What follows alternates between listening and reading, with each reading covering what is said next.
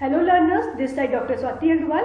आज हम अपनी सीरीज का पीजीटी सीरीज का लास्ट पार्ट सॉल्व करेंगे। इसके पहले हम 4 पार्ट्स में 100 क्वेश्चन सॉल्व कर चुके हैं। ये हमारा लास्ट पार्ट है। आज हम नेक्स्ट 25 क्वेश्चन सॉल्व करके सीरीज को फिनिश करेंगे। सो आज की क्लास स्टार्ट करते हैं। Question number 101 is high blood pressure can be associated with. High blood pressure किससे एसोसिएटेड है? Lower back pain, nervous system problem, kidney problem and vitamin A deficiency. तो high blood pressure kidney problem से related है। ये kidney problem से related है। Kidney क्या role करती है? वाटर का, फ्लूइड का रीएब्जॉर्प्शन करना और इलेक्ट्रोलाइट्स का रीएब्जॉर्प्शन करना। जो भी एक्सेस फ्लूइड एंड इलेक्ट्रोलाइट है उसको वेस्ट आउट करती है, एक्सक्रीट करती है, बॉडी से बाहर करती है। So answer is C. Next, nerves which are affected by the external stimulus. कौन सी नर्व एक्सटर्नल स्टिमुलस से अफेक्ट करती है?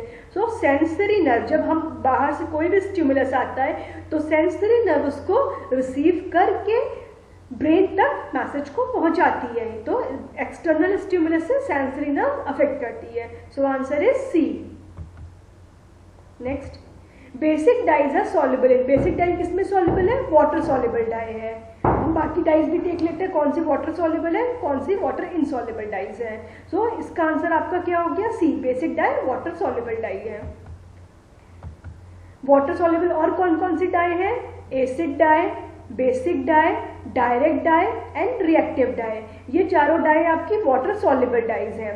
And water insoluble dyes vat dye, sulphur dye and disperse dye. इसी को एसीटेट डाइज बोलते हैं। कई बार क्वेश्चन पूछ लेता है another name of disperse dye, तो एसीटेट डाई।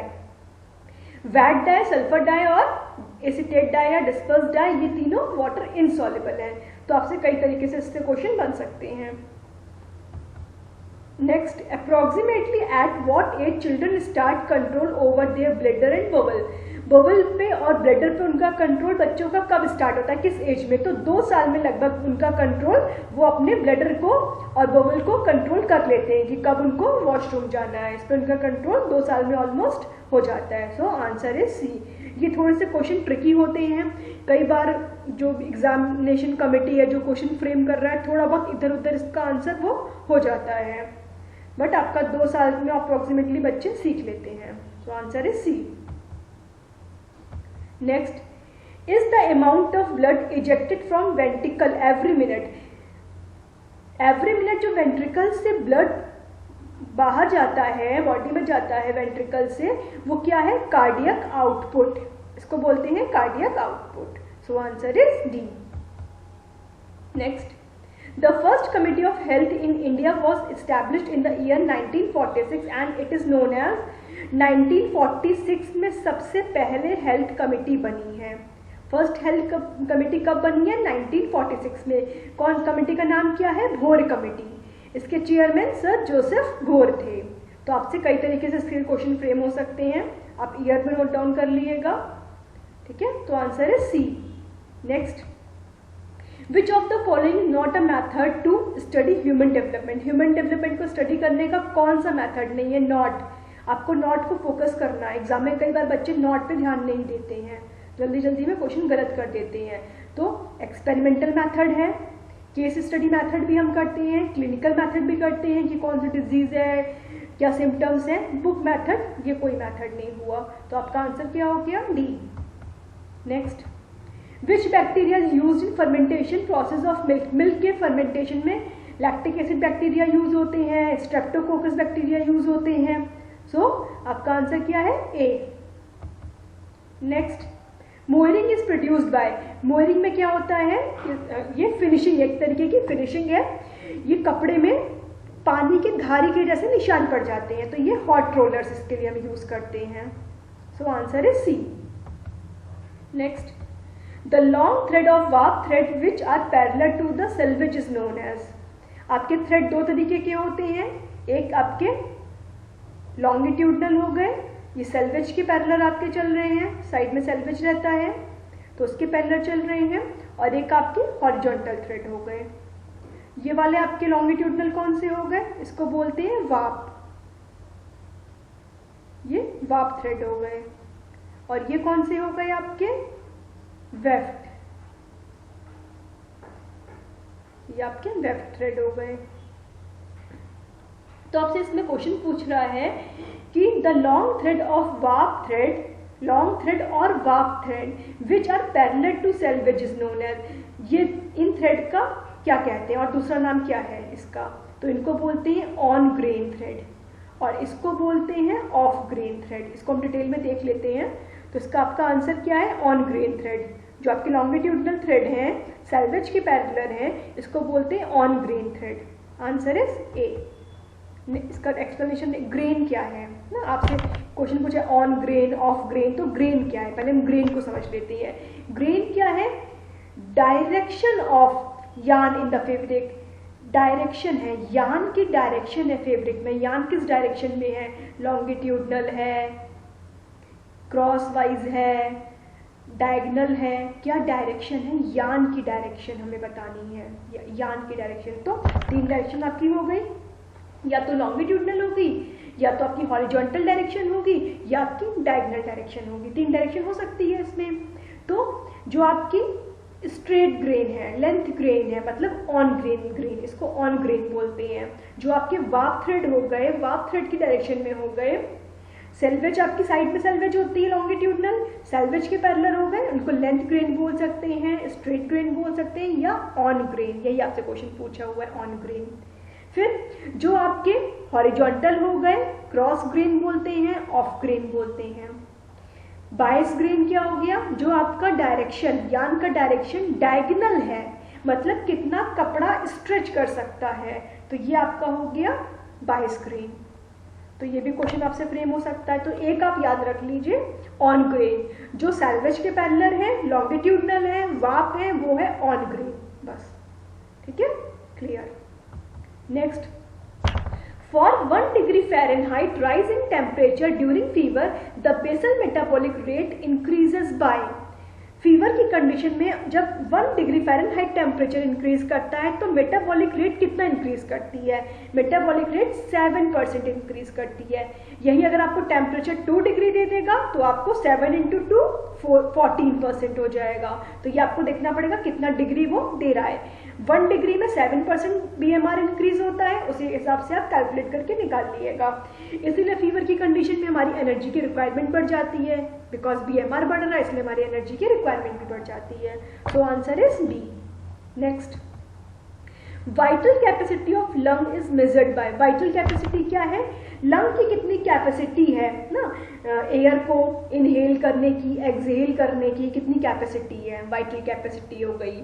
इसमें टाइडल वॉल्यूम भी ऐड होता है, फिर लंग्स का इनहेल का कैपेसिटी और एक्सहेल का कैपेसिटी तीनों इसमें ऐड होती है। इसको किससे नापते हैं, किससे मेजर करते हैं, स्फिग्मोमैनोमीटर, तो इससे तो हम ब्लड प्रेशर करते हैं, ये होगा नहीं। बैरोमीटर, ये प्रेशर के लिए हम यूज़ करते हैं, ये भी नहीं होगा। थर्मोमीटर, ये हम टेम्परेचर के लिए यूज़ करते हैं, ये भी नहीं होगा। स्पायरोमीटर, इसके लिए हम स्पायरोमीटर यूज़ करते हैं। ये आपको इंस्ट्रूमेंट दिख रहा है, स्पायरोमीटर में हम मेजर कर लेते हैं ये कितना इनहेल कर पा रहे हैं, कितना एक्सहेल कर पा रहे हैं, कितनी लंग की कैपेसिटी है। इसके लिए आपने कोविड टाइम में देखा होगा, ऐसा इंस्ट्रूमेंट भी आने लगा था। लंग्स की कैपेसिटी को इंक्रीज करने के लिए एक स्पायरोमीटर इस तरीके से आने लगा था, एक्सरसाइज के पर्पज से। सो स्पायरोमीटर यूज होता है। So answer is D. Next, which method is not concern with disposal of waste water, water treatment से कौन सा मेथड एसोसिएट नहीं कर रहा है, dilution method, dumping method, chemical treatment, biological treatment. Dilution water है तो हम डाइल्यूशन कर सकते हैं, केमिकल ट्रीटमेंट हम करते हैं वाटर प्योरीफाई के लिए ना, बायोलॉजिकल ट्रीटमेंट भी करते हैं। डंपिंग सॉलिड का होगा, लिक्विड का नहीं होगा। सो डंपिंग इसमें नहीं होगा। तो आंसर इज बी, नॉट। यहाँ पे भी आपको नॉट को फोकस करना है। तो answer is B. Next, the requirement of which of the following mineral is high during typhoid fever. Typhoid fever में पहले क्या होता है, जो भी आपको क्वेश्चन दिया है पहले आप उसका समझिए। तो टाइफॉइड फीवर में क्या होता है, सैल्मोनेला टाइफी से होता है। इसमें इंटेस्टाइन में इन्फ्लेमेशन हो जाता है तो इंटरनल ब्लीडिंग शुरू हो जाती है। ब्लीडिंग हो रही है तो ब्लड की कमी होगी, तो यहाँ पे ब्लड से कौन सा आपका रिलेट कर रहा है मिनरल, आयरन, तो आयरन की रिक्वायरमेंट बढ़ जाती है। So answer is D. Next, method of biological treatment of sewage purification is. Sewage purification का क्या मेथड है? Septic tank, activated sludge process, sewage farming. तो ये तीनों मेथड यूज होते हैं। सो आंसर आपका क्या हो गया? All of the above. Answer is D. Next, the digestive juice which converts undigested carbohydrate into disaccharide is. The digestive juice, वैसे तो इनको यहाँ पे एंजाइम देना चाहिए था, ठीक है कोई नहीं। तो आपका ट्रिप्सिन और काइमोट्रिप्सिन ये दोनों किसके लिए यूज होते हैं? प्रोटीन के लिए। तो ये भी नहीं होगा और ये भी नहीं होगा। लाइपेज फैट के लिए यूज होता है, एमाइलेज ये कार्बोहाइड्रेट के लिए यूज होता है, ठीक है। तो आंसर आपका हो गया ए। इसे प्रीवियस क्वेश्चन में टीजीटी और पीजीटी की सीरीज में ये सब हम कर चुके हैं। अगर आपने वो क्वेश्चंस ध्यान से किए होंगे तो ये आपके लिए सॉल्व करना बहुत ईजी है। Which among the following is a multicellular living organism? कौन सा multicellular living organism है? Virus, amoeba, bacteria, protozoa. तो आपका वायरस तो आपका प्रोकैरियोटिक यूकैरियोटिक के बीच का लिंक हो गया ना। अमीबा, बैक्टीरिया, प्रोटोजोआ सारे आपके यूनिसेलुलर हैं। तो ये क्वेश्चन थोड़ा सा फ्रेम होने में थोड़ा सा कुछ प्रॉब्लम है, तो ये क्वेश्चन आपका फॉल्स है। आंसर आपका ये गलत, क्वेश्चन ही गलत है आपका ये, ठीक है। When clothes are dyed in fiber stage before spinning, then it is called। अब हम क्या पूछ रहा है? क्लोथ को हमें डाई करना है बिफोर स्पिनिंग। मतलब स्पिनिंग क्या होता है? स्पिनिंग क्या है? The process to make yarn, मतलब यार्न बनाने की, धागा बनाने की प्रोसेस स्पिनिंग है। स्पिनिंग से पहले की कंडीशन तो हमारे पास सिर्फ रॉ फाइबर रहेगा, यार्न नहीं है। तो ये पूछ रहा है, क्वेश्चन घुमा के इन्होंने पूछा हुआ है थोड़ा सा, बस है क्वेश्चन में कुछ नहीं पर घुमा के पूछा हुआ है। तो पूछ रहा है कि आपको फाइबर स्टेज में आपको डाई करना है, तो कौन सा मेथड यूज होगा? तो या तो आप कपड़े को फाइबर स्टेज में कर सकते हो डाई, या तो फिर हमने यार्न बना के, मतलब या तो हम यार्न बना के करेंगे, या फिर हमने वीविंग कर लिया, हमारे पास कपड़ा आ गया उसको हमने कर लिया डाई। तो तीन कंडीशन हमारे पास हो सकती हैं। तो जो हम फाइबर स्टेज में करते हैं वो हमारा हो गया स्टॉक डाइंग, जो हम फाइबर स्टेज में कर रहे हैं, ये फाइबर स्टेज में आपका हो रहा है। यार्न आपका हो गया स्पिनिंग के बाद हो गया, और जब हम वीविंग के बाद कर रहे हैं तो हमारा क्या हो गया? Piece dyeing. तो ये फाइबर स्टेज में है, ये आफ्टर स्पिनिंग है, और ये आफ्टर वीविंग है। अब बचा हमारा टॉप डाइंग। तो अगर हम स्टॉक डाइंग की बात कर रहे हैं, मतलब बिफोर स्पिनिंग हम कर रहे हैं डाइंग, बट अगर हम वूल की बात कर रहे हैं, वर्स्टेड यार्न्स की बात कर रहे हैं, कॉम्ड वूल की बात कर रहे हैं, तो हमारा टॉप डाइंग आएगा। तो ये क्वेश्चन पे डिपेंड करेगा। अगर वूल भी आता है तब भी आप टॉप डाइंग जाएंगे, अगर वर्स्टेड आता है तो भी हम जाएंगे, ठीक है। अगर वर्स्टेड दिया रहता है और आपको साथ में वूलन दे देगा तो आप वर्स्टेड पर जाएंगे। तो ये क्वेश्चन के ऊपर डिपेंड करेगा कि कैसे क्वेश्चन फ्रेम हो रहा है। बट यहाँ पे आपसे पूछ रहा है तो यहाँ पे आपका क्या आंसर होगा? स्टॉक डाइंग, ठीक है। आपका आंसर है stock dying. So answer is B, stock dying. Clear? ये आपका आंसर नहीं है। अगर यहाँ पे वूल होता तब ये जाता टॉप डाइंग में, ठीक है। So answer is B. Next, control and regulation of muscles necessary for body balance is done by. जब हमारे बैलेंस की बात आती है तो सबसे पहले हम लगा देते हैं सेरिबेलम को। बैलेंस, इसमें भी एल है, इसमें भी एल है। बच्चे सेरिबेलम सेरिब्रम में कंफ्यूज करते हैं, तो आपको कुछ भी नहीं करना। ये क्वेश्चन काफी बार आता है, बैलेंस की बात हो रही है, एल इसमें भी है, एल इसमें भी है, आप जाएंगे सेरिबेलम के साथ। Clear? So answer is C. Next, for stitching of cotton cloth needle size is required. अब अगर आपने कभी मशीन यूज किया हो स्टिचिंग, या फिर घर में देखा हो मम्मी को, दादी को यूज करते हुए, तो आपको ये पता ही होगा कि 16 नंबर का निडल यूज किया जाता है। सो आंसर इज डी, ठीक है। कॉटन क्लोथ्स के लिए नॉर्मली हम 16 नंबर का निडल यूज करते हैं। A filter known as English filter. अब हम जब वाटर प्योरीफाई करते हैं तो उसमें आपके बहुत सारे फिल्टर यूज होते हैं, slow sand filter, rapid filter, pressure filter.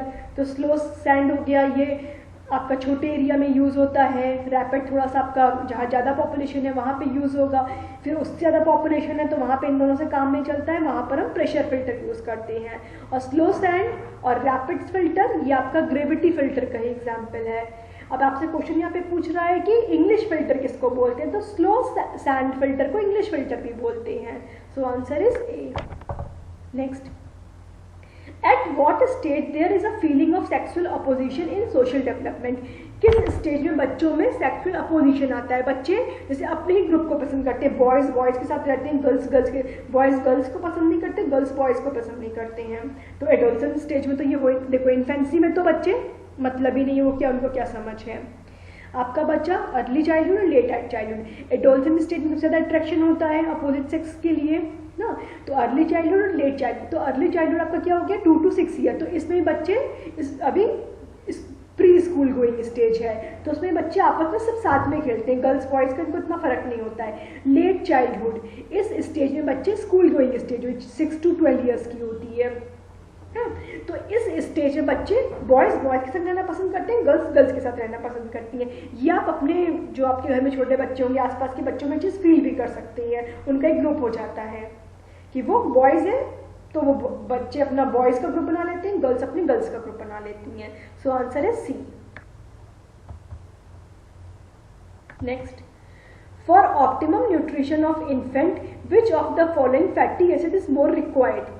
तो हम फैटी एसिड का क्वेश्चन हम प्रीवियस में अपने क्लास में कर चुके हैं, उसको आप डिस्क्रिप्शन बॉक्स में जाके देख सकते हैं कि कौन से आपके फैटी एसिड एसेंशियल है ना। तो यहाँ पे फैटी एसिड्स की बात हो रही है, तो linoleic, linolenic and arachidonic acid, ये तीनों एसिड आपके फैटी एसेंशियल फैटी एसिड्स है। तो आपके यहाँ पे 2 दिए हुए हैं, लिनोलिक और एराकिडोनिक। अगर आपने लास्ट क्लास सुनी हो ध्यान से तो मैंने आपको बताया था कि एराकिडोनिक एसिड लिनोलिक एसिड से बन सकता है, मतलब ये एज अ प्रिकर्सर यूज हो सकता है एराकिडोनिक एसिड के लिए।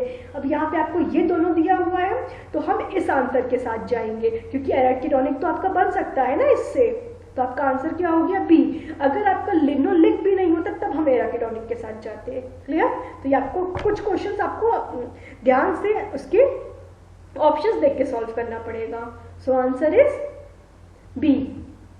Next, artificial ventilation method is, artificial ventilation method क्या हो गया?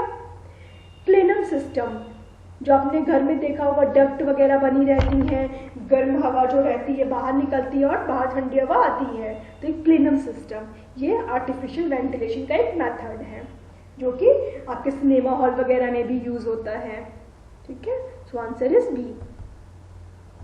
Next, diet recommended in peptic ulcer, तो पेप्टिक कल्चर में क्या हो जाता है, इसमें आपके घाव हो जाते हैं, तो हम ब्लैंड डाइट प्रेफर करते हैं। ठीक है, मिर्च मसाला नहीं रहेगा, स्पाइसेस उसमें नहीं रहेंगे, ऑयल नहीं रहेगा, ब्लैंड फाइबर्स नहीं रहेंगे, तो ब्लैंड डाइट देते हैं हम उसमें। तो आंसर इज सी। अब आपका ये इसी सीरीज का क्वेश्चन नंबर 48 में थोड़ा सा कुछ मिस्टेक हो गया था, एक बार इस क्वेश्चन को हम देख लेते हैं। The heart is divided into right and left side by a septum which is composed of myocardium and tissue. यहाँ पे टिश्यू की बात हो रही है, तो टिश्यू कौन सा टिश्यू? मायोकार्डियम लेयर सेपरेट करती है एंड फाइब्रस टिश्यू सेपरेट करता है। ठीक है, वहां पे आपका क्वेश्चन मतलब गलत हो गया था, एंडोकार्डियम लेयर है तो एंडोकार्डियम आपका नहीं होगा क्योंकि यहाँ पे टिश्यू की बात हो रही है, तो fibrous tissue. Answer is C. तो इसको आप वहां पे करेक्ट कर लीजिएगा। तो हमारी ये सीरीज पूरी पीजीटी की भी सॉल्व होती है। अब आगे हम नए क्वेश्चंस के साथ आएंगे। बच्चे मेरे से रिक्वेस्ट कर रहे हैं, उनको जीआईसी का पेपर भी चाहिए सॉल्व और हायर एजुकेशन का भी कह रहे हैं, तो मैं उस पर वर्क कर रही हूँ। आपके साथ नए वीडियो नए क्लासेस के साथ मैं आपसे मिलूंगी। आप मेरे वीडियो को, मेरे क्लासेस को पसंद कर रहे हो, पढ़ाने के तरीकों को पसंद करें तो आप लाइक करिए, मुझे भी मोटिवेट मिले, मैं आपके लिए और क्लासेस लेकर आऊँ। अपने फ्रेंड्स के संग शेयर करिए और अगर आपने मेरे चैनल को सब्सक्राइब नहीं किया है तो सब्सक्राइब करके बेल आइकन को प्रेस कर लीजिए तो कि आपको आने वाले क्लासेस की नोटिफिकेशन मिलती रहे। सो तब तक अपना ख्याल रखिए, बाय बाय।